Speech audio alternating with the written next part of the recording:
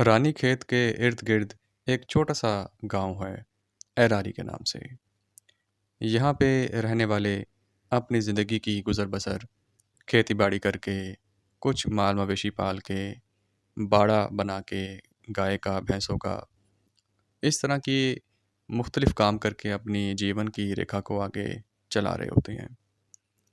वाक़या है ये पार्टीशन के कुछ साल बस बाद का ही। यहाँ पे एरारी गांव में एक व्यक्ति रहता है राम के नाम से। राम एक अच्छा मुनासिब ज़िंदगी गुज़ार रहा होता है। राम का जो काम है वो यूँ होता है कि इसका अपना बाड़ा होता है, जिसमें लगभग कोई 15 से 20 गाय होती हैं, मुख्तलिफ़ बकरियाँ रखी होती हैं और अपने गांव में एक अच्छा पैसे वाला आदमी समझा जाता है। राम मुख्तलिफ़ जगहों पे जो है वो दूध की सप्लाई करता है और इसी से अपना एक अच्छा सिस्टम चला रहा होता है। इसके पास मुख्तलिफ़ सवारियाँ भी होती हैं जिनको ये अपने इन सप्लाई के काम के लिए इस्तेमाल करता है। तो राम कुछ दिनों से परेशान होता है। ये एक शाम अपने गांव के सरपंच के पास बैठा होता है और सरपंच से कह रहा होता है कि सरपंच जी, एक परेशानी में हम सभी फंसे हुए हैं और मैं इस परेशानी को कुछ ज़्यादा ही सामना कर रहा हूँ। आपको जैसे मालूम है कि पिछले कुछ दिनों से हमारे गांव एरारी के इर्द गिर्द कुछ बाघ जो हैं ये मंडला रहे हैं और मुख्तलिफ़ जगहों पे इनकी आवाज़ें सुनी गई हैं।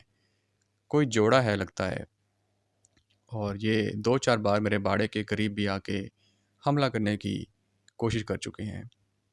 इनसे जान छुड़ने का कोई ज़रिया उपाय जो है वो हमें बताइए, कुछ सारे गाँव वाले मिल के करें। क्योंकि बाकी भी गाँव वालों की जान को ख़तरा तो है और मेरे पास इसका ख़तरा ज़्यादा है क्योंकि इस जोड़े को आइडिया हो गया है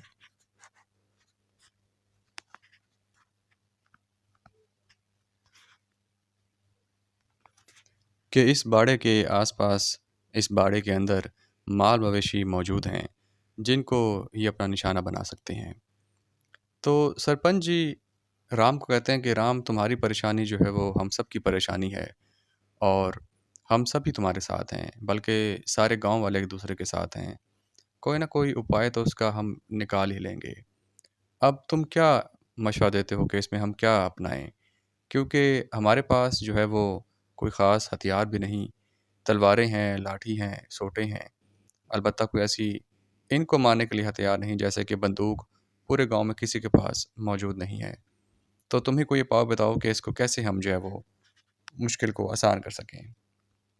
राम कहता है कि क्यों ना हम कोई बंदूक जो है वो बाहर से ले आएं और इसको जो है वो मारने की कोशिश की जाए।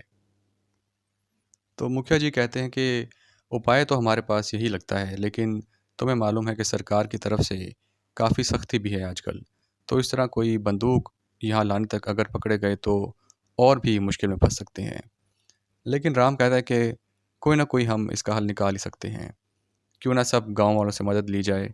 किसी का कोई ना कोई जानने वाला तो होगा ही जो कि हमारे लिए इस बंदूक को लाने में आसानी कर देगा और आखिर मसला ये सबका ही है। तो क्यों ना सब एक दूसरे की मदद करें इस बंदूक को लाने में। तो जो इस गांव के सरपंच होते हैं वो कहते हैं ठीक है, हम ऐसा करते हैं कि कल एक पंचायत लगाते हैं और इस सब से हम कहते हैं कि कौन बंदूक लाने में हमारी मदद कर सकता है। क्योंकि पहले ही ये बाघ का जोड़ा आस-पास है और 1-2 बच्चों पे इसने हमला करने की कोशिश तो की है, लेकिन खुशकिस्मती से वो बच गए और वहाँ पे हमारे लोग मौजूद थे जिन्होंने शोर-शराबा करके इस बाघ को वहाँ से भगा दिया। तो अब हम मज़ीद कोई रिस्क नहीं ले सकते। अभी भी हमारे घर वाले, माएँ-बहनें जो बाहर जाती हैं लकड़ियों के लिए, उनकी भी ज़िंदगी का सवाल है और तुम्हारा भी काम है। सभी कहीं न कहीं अपने कामों में मौजूद हैं। तो इस पे राम कहता है जी बिल्कुल ठीक है, हम कल जो है ये इसकी एक पंचायत में फ़ैसला करते हैं। तो शाम होके राम अपने बाड़े में चला जाता है। वहाँ पे आजकल खुद ये पहरा दे रहा होता है। इसके बाड़े की कुछ जो लोकेशन होती है, अपने गाँव में वो कुछ इस तरह होती है कि थोड़ा ऊँचाई पे करके एक टीले पे बना होता है कि इसको आसानी से किसी के ऊपर आने की आवाज़ जो है वो महसूस हो सकती है कि कोई आ रहा है। और वहाँ पे आसानी से इसको टाइम मिल जाता है कि ये देख सके कि कोई आ तो नहीं रहा या किसी को चेक करने के लिए ऊपर से झाँक सकता है। तो रात होते ही ये अपने बाड़े का दरवाज़ा बंद कर लेता है और अंदर लाइट जला देता है। अपना खाना-पीना मुकम्मल करके घरवालों को खुदा हाफ़िज़ कह के इधर आ जाता है अपने इस बाड़े में। सिर्फ़ एक शम्मा जला के अब ये सो जाता है, इस उम्मीद के साथ कि चलो अब कोई हम कल सॉल्यूशन निकालेंगे, सब गाँव वाले मिल के इस बाघ से कैसे जान छुड़ाई जाए। कुछ आधी रात के गुज़रने के बाद राम को दबे पाँव चलने की, भारी कदम ज़मीन पे पड़ने की आवाज़ आती है और ये मुख्तलिफ़ बाघों की नहीं, बल्कि एक बाघ की ही होती है। राम की एकदम आँख खुल जाती है, आवाज़ से इसकी आँख खुलती है तो ये महसूस कर सकता है कि इसके इर्द-गिर्द ही वो दबे पाँव कोई चलता हुआ अपने भारी कदमों के साथ इसी की ओर बढ़ा है। अब राम को आइडिया हो जाता है कि ये बाघ ही है, जो कि फिर से मेरे बाड़े के इर्द-गिर्द मंडलाने आ गया है और कुछ पता नहीं, इसकी तो एक ही हाथ से बाड़े की जो दीवार है ये गिर सकती है, लेकिन बस इसके इल्म में नहीं है, नहीं तो ये सब मार गिराए। अब राम परेशान होकर लाठी, कोई डंडा पकड़ लेता है और अलर्ट हो जाता है कि कोई अगर मुझे अपना बचाव करना पड़ा, तो मैं उसके लिए पूरा तैयार हूँगा। अब ये महसूस करता है कि जैसे बाघ इसी के बाड़े के इर्द-गिर्द मंडला रहा है। इसकी आँखें उसके धारीदार जिस्म को देख सकती हैं। उसके गुर्राहट की आवाज़ इसके इर्द-गिर्द मौजूद होती है।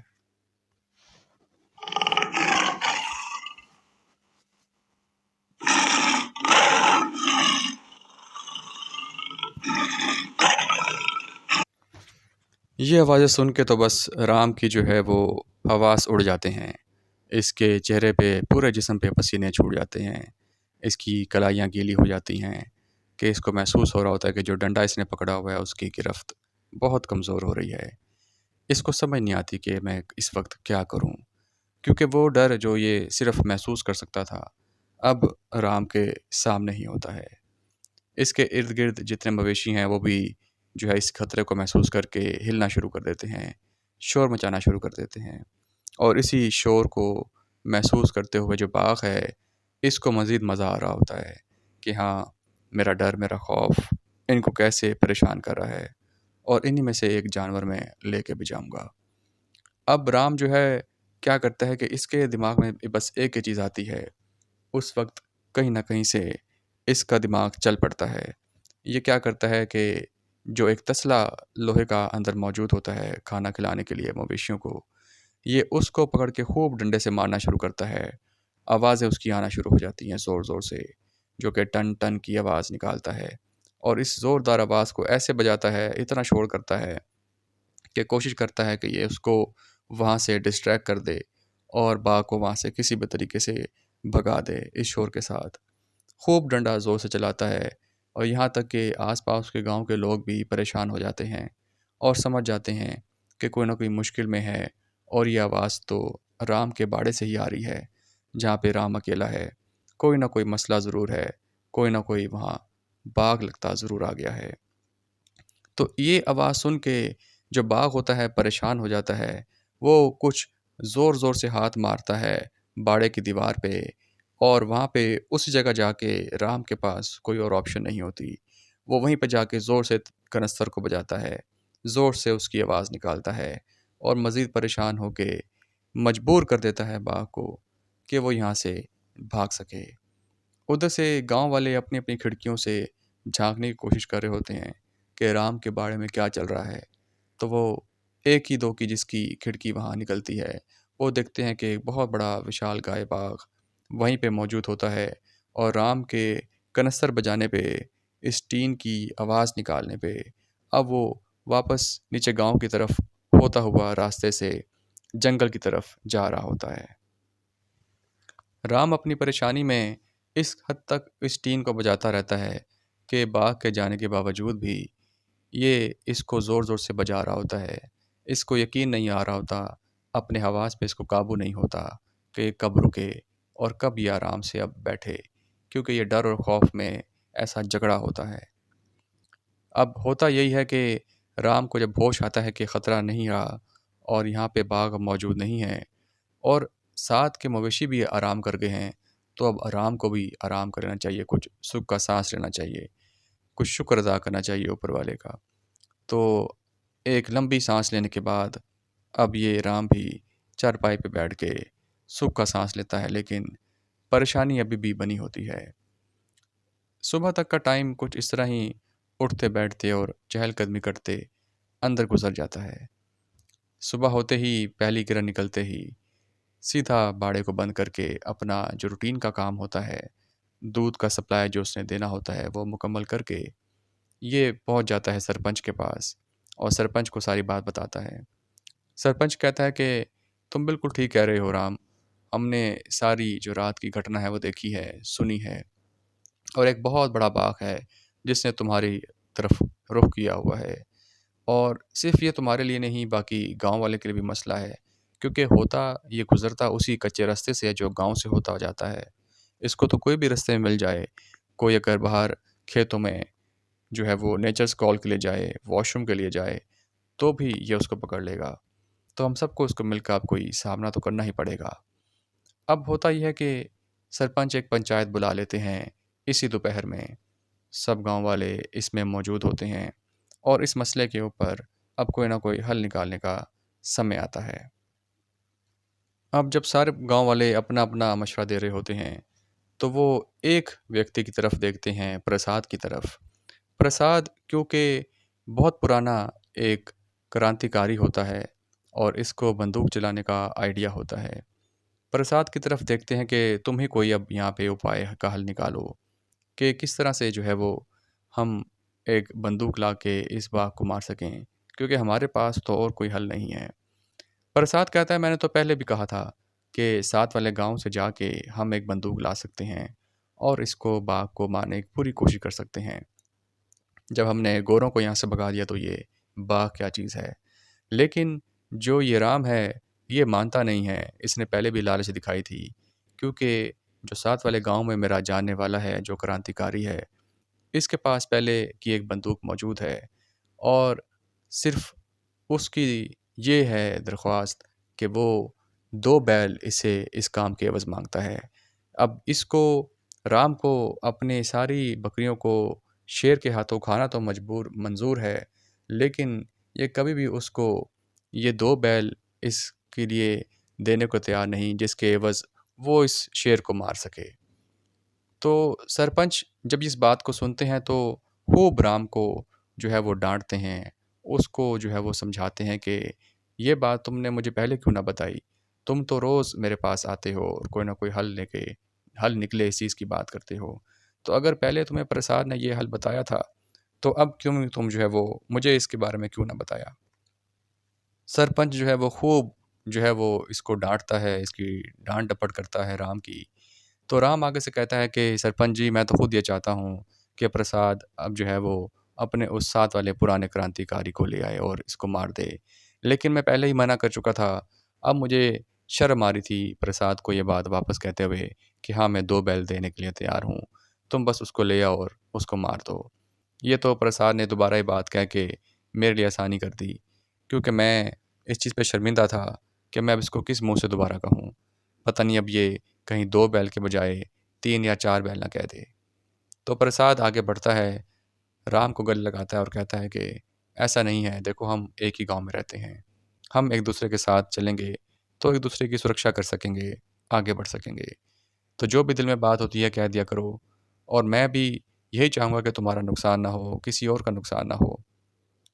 तो इस पे प्रसाद और सरपंच जी ये कहते हैं कि देखो, इस गाँव को हमने बचाने के लिए 2 बैल देने में पड़ेंगे। लेकिन हम ये चाहेंगे कि सुरक्षा पूरे गाँव की है, सिर्फ़ राम की नहीं।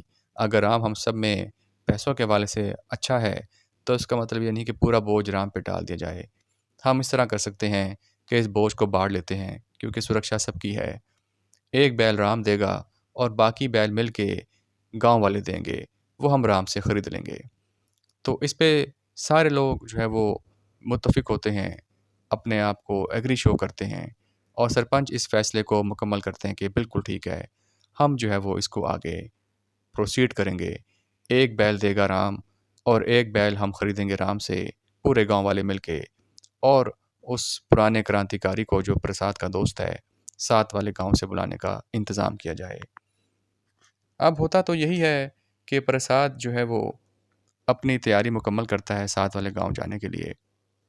वो कहता है कि अब तो दोपहर हो चली, अब बाघ का ख़तरा भी है, तो सुबह तड़के मैं निकल जाऊंगा और कोशिश करूंगा कि उसको अपने साथ दोपहर में लेके ही आऊं। अब सब अपने अपने घरों पे अपने अपने कामों में मसरूफ़ हो जाते हैं। फिर से सूरज ढलने का वक्त आ जाता है। राम भी अपने बाड़े की तरफ जा रहा होता है और कोशिश करता है कि उसी जो है पतीले को साथ रख ले, खाने वाले तसले को साथ रख ले, जिसको बजा के अगर ये शोर मचाए तो शेर दोबारा भाग जाए।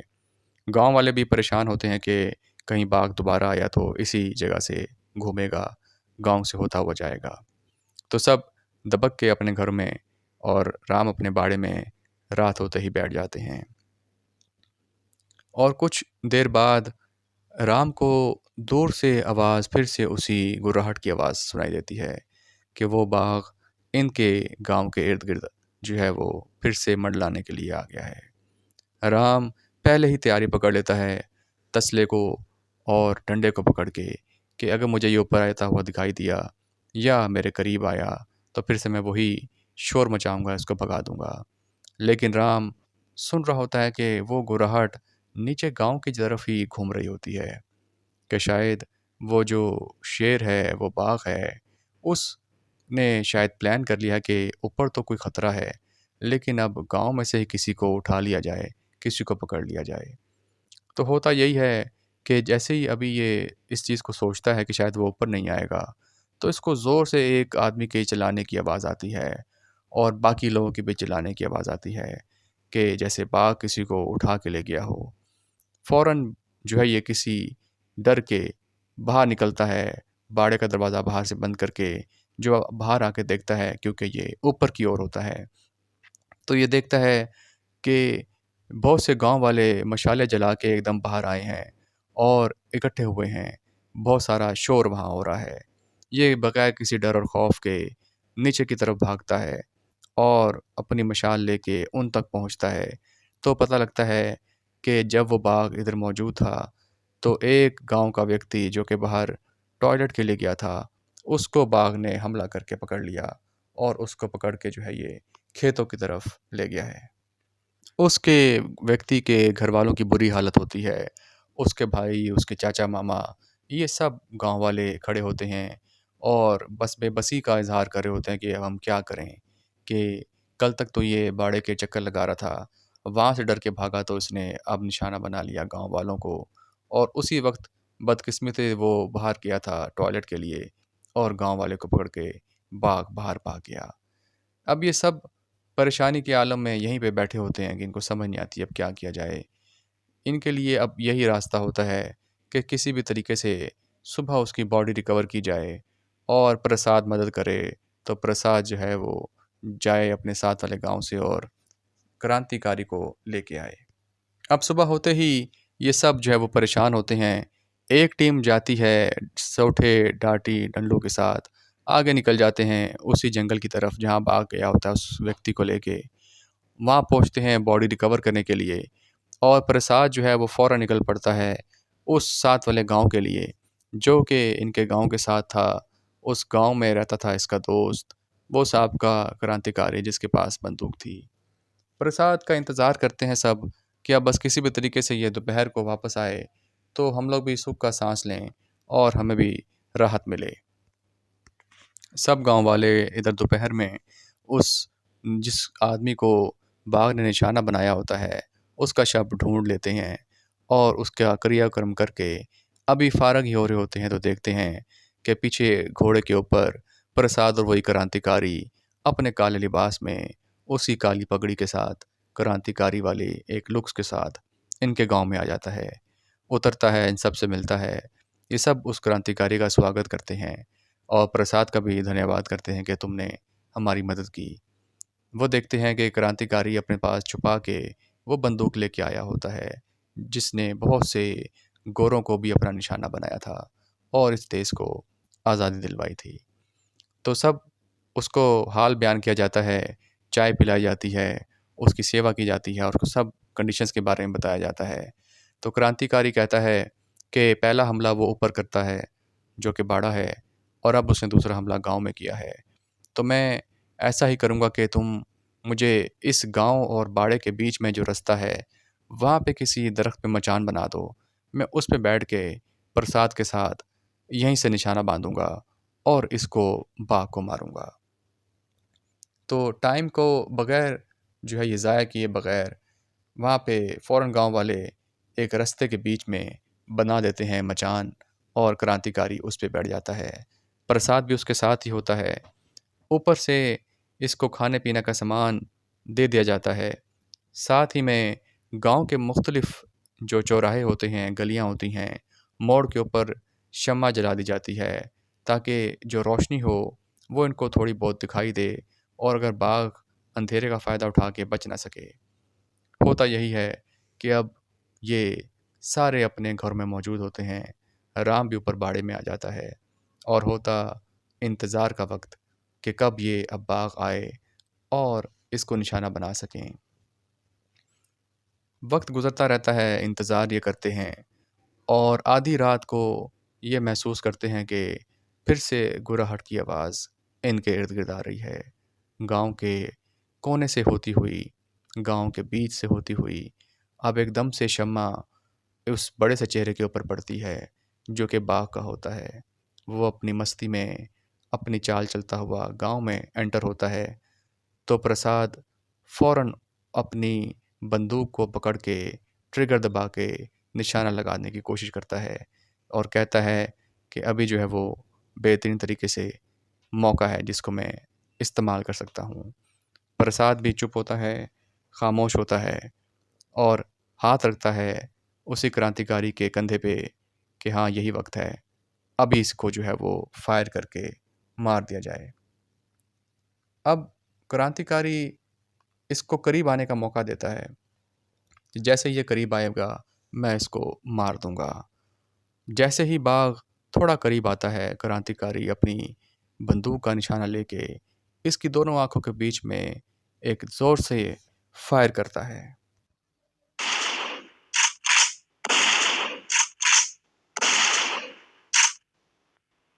ये फायर सीधा उसकी दोनों आँखों के बीच में जाके लगता है। प्रसाद और क्रांतिकारी दोनों देख रहे होते हैं और ये देखते हैं कि कैसे ज़ोरदार जंप लेके उछला है इस दर्द से जो इसको फायर लगने से हुआ है। इस भरतर बंदूक की इस एक ही फायर से ये नीचे ढेर हो जाता है। कुछ देर इंतज़ार करने के बाद ये दोनों नीचे उतरते हैं और आहिस्ता-आहिस्ता इसके करीब जाके देखते हैं, तो यह बस अपनी आखिरी सांसें ले रहा होता है। बाकी गांव वाले भी बाहर आ जाते हैं शम्मा लेके और प्रसाद मुड़ के देखता है राम की तरफ और आवाज़ देता है कि राम, अब ख़तरा टल गया है, आ जाओ। वहाँ से राम भी दौड़ा हुआ नीचे पहुँचता है। तो ये सब इस नज़ारे को देखकर खूब खुश होते हैं और हल्ला गुल्ला करते हैं, प्रसाद को, क्रांतिकारी को गले लगाते हैं, उनका शुक्रिया अदा करते हैं। सुबह के वक्त अच्छा सा नाश्ता करा के ये क्रांतिकारी को और प्रसाद को रवाना करते हैं अपना वादा मुकम्मल करके, जो कि था 2 बैल। एक अच्छे खासे तगड़े बैल दे के इनको रवाना करते हैं और इनका शुक्रिया अदा करते हैं। उम्मीद करते हैं दोस्तों आपको हमारी ये आज की स्टोरी पसंद आई होगी। हमारे साथ इस तरह ही बने रहिएगा।